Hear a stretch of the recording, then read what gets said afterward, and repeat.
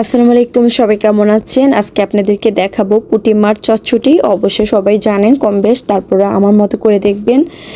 যদি ভালো লাগে অবশ্যই আমাকে জানাবেন।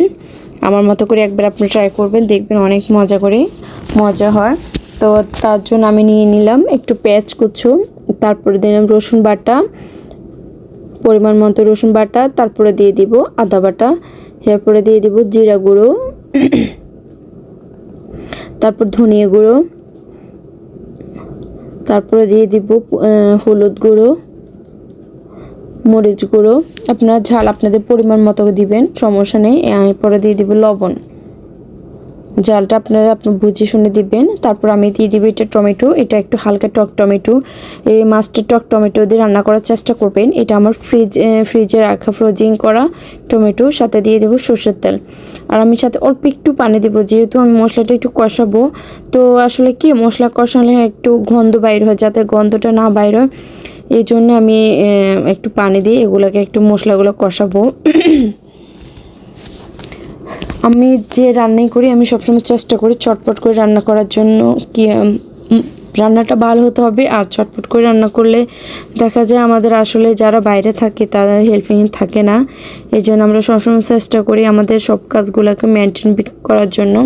তো এইখানে আমি ঢাকনিটা কিছুক্ষণ ফুটার পরে আমি এই ঢাকনিটা সরিয়ে, তো আমি এগুলাকে একটু নাড়াচাড়া করে নিব। এই দেখেন, তো যেহেতু এখনও হয়নি, আর একটু হবে, তো আমি আর একটু ঢাকনি দিয়ে 5 মিনিটের মতো রাখলাম। 5 মিনিট পর আবার ঢাকনিটা সরিয়ে আর একটু নাড়াচাড়া করে দেব, যে এখন সম্পূর্ণ মশলাগুলো ভালো করে কষানো হয়ে গেছে অলমোস্ট। এরপর আমি মাছগুলো ফেলে দেব। মাছগুলো ফেলে দেওয়ার পর আমি হালকা একটু নাড়াচাড়া করে নেব। দেখেন, হালকা একটু নাড়াচাড়া করে দেবো, যেহেতু এগুলো ছোট মাছ, আর এটা ছিল ফ্রোজিং মাছ, প্যাকেট করা ফ্রোজিং মাছ। এটা তাজা ফিশ না, যেহেতু তাজা ফিশ নেই, এগুলোতে বুঝতে পারেন একটু নরম থাকে। আমরা আসলে বাইরে থাকি, তারা তো এরকম আসলে তাজা ফিশ পাই না, বিকজ আমাদের জন্য এইটাই আসলে বেটার।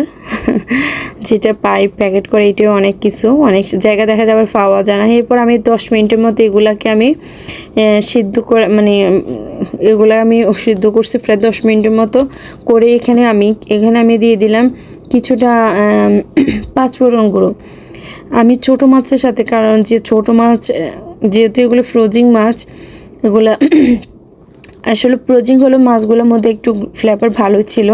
তারপর আমি এইটার মধ্যে প্রথমে দিয়ে দিয়েছি একটু 5 ফোড়ন গুঁড়ো, তারপরে দিয়ে দিয়েছি টালা জিরা গুঁড়ো। যাই হোক, এরপর আমি পানি শুকিয়ে এগুলাকে যখন একটু মাখা মাখা হয়ে আসবে, তো এগুলোর মধ্যে ধনিয়া দিয়ে দিবেন।